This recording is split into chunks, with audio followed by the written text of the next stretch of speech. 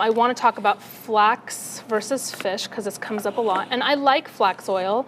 It is an omega-3, it's ALA, but it does not contain EPA or DHA. You can create some EPA in the system from ALA, but you can't get DHA. And DHA is really implicated in a lot of the cognitive benefits of fish oil. And so there is a vegetarian way to get DHA, and that would be to do seaweeds. So Udo's actually does make a vegetarian blend for people who don't want to take fish oil. I have to say, I have tasted it. To me, it's a little bit bitter, but it's an alternative option if you want to have a vegetarian source. So anything that comes from the sea is going to be higher in the EPA and DHA. Things that are, land located tend to be higher in ALA in terms of the omega-3s, and then lots of omega-6s. Like, as much as nuts and seeds are good for us, they're really high in polyunsaturated fatty acids, and so we have to actually take, the more polyunsaturated fatty acids we take in vegetable oils, in other words, the more we really have to take in antioxidants just to make sure that those oils are not oxidizing. Fish oil, the major benefits is that they're very anti-inflammatory, and they really help with cognitive function and mood. And there's just so much hard evidence on this now that basically everyone takes fish oils now. The one thing I'll say is I really prefer that people will take oil versus capsule.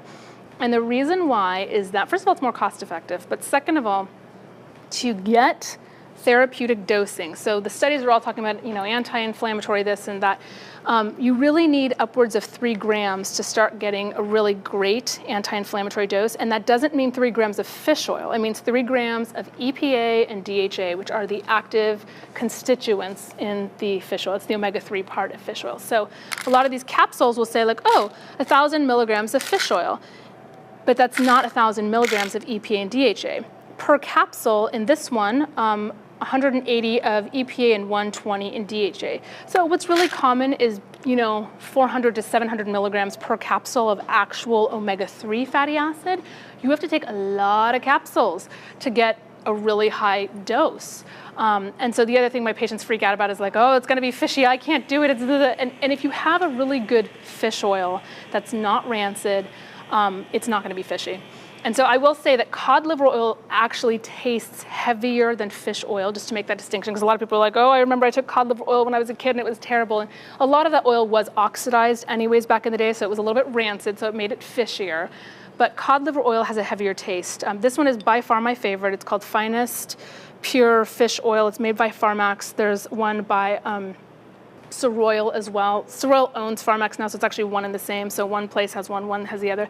I'm not attached. I mean, as long as you guys are getting clean oil, so we want to know that it's molecularly distilled and that it's not rancid. And everybody freaks out around the metals with fish, and that's definitely something to think about. Most major companies do a very good job of doing what's called molecular distillation. So all of the mercury has been pulled out of the metals. That's not actually my bigger concern. My concern is oxidation. If oil has been left in heat too long, it's rancid. And a lot of times capsules will have more oxidation that goes on than actual oil. If you open a bottle and don't use it for a long time, because oxygen will start to get in the bottle, they're nitrogen flushed when they are made. So if this is sitting in your fridge for a year, you can smell it. Sometimes things will get a little bit more fishy. So as long as you're using things up quickly, that doesn't happen. But I actually encourage people, if you really don't want to do the fish oil and you want to take the capsules, bite your capsules. And if they're fishy, that oil is not good oil. Your oil should not taste fishy.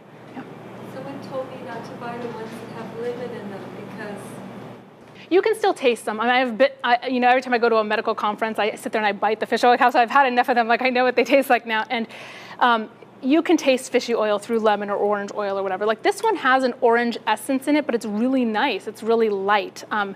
You'll see my patients never believe me, and so I have an open bottle of this in my office in my fridge so that when they come I can be like, no, really, take a little, And so I tell them, if you don't want to taste the oil sensation on your tongue, you can put it in an ounce of really antioxidant rich juice, like pomegranate juice or acai or something that's just really, thick in antioxidants and good for you anyways. But most of my patients are fine with the fish oil. They really like it, and they feel so good on it. Really helps with depression, helps with hormonal issues, very cardiovascular protective. Krill oil is good. It tends to have more to do with phospholipid health, and so it's fine. Definitely very good. And So a lot to do with cell membrane integrity, some cognitive support around krill oil, but most of my patients are just on regular fish oil. Most all of my patients are on a tablespoon of fish oil a day. The one thing I'll say is fish oil does thin blood, and it's a good thing, but if you know that you're gonna have a procedure done, I would stop taking fish oils and vitamin E and anything else that's really blood thinning a week before, because it makes it harder to stop your bleeding if you've got too much fish oil in your system.